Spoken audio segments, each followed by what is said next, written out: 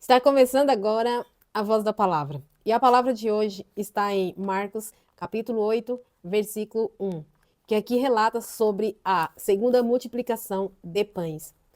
Bom, aqui fala, naqueles dias que outra vez, porque Jesus já tinha, esse evento já tinha acontecido, que era a primeira multiplicação de pães e peixes. Aqui já vem outra vez. Reuniu-se uma grande multidão, visto que não tinha nada para comer. Jesus chamou seus discípulos e disse-lhes: Tende compaixão desta multidão. Já faz 3 dias que eles estão comigo e nada têm para comer.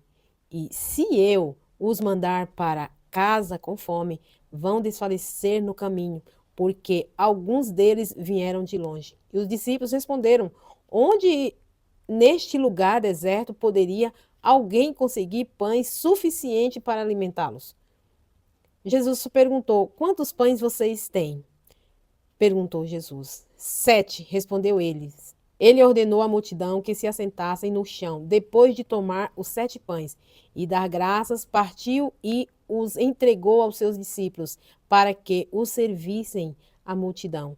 E eles fizeram. Tinham também alguns peixes pequenos, e ele deu graças igualmente e disse aos seus discípulos que distribuísse, e o povo comeu até se fartar. Então, aqui nessa segunda multiplicação de pães, aqui notamos 3 partes fundamentais que são generosidade, compaixão e também confiança em Deus, né?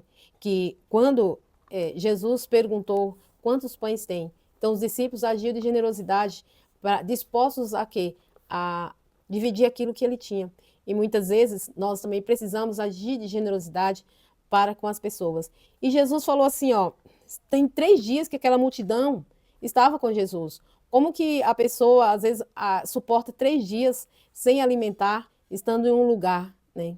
Mas ali, cumpre-se a palavra que diz, Jesus diz, eu sou o pão vivo que desceu do céu.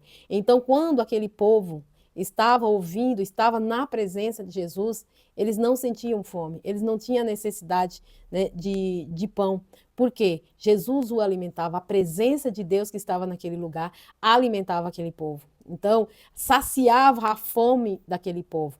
Então, é o que? O povo que se voltava para ouvir a palavra de Deus, confiava em Deus, naquelas palavras que Jesus estava anunciando. Vemos aqui um ato de generosidade. E muitas vezes, Jesus, Deus, ele nos dá algo para que nós praticamos a generosidade com outras pessoas.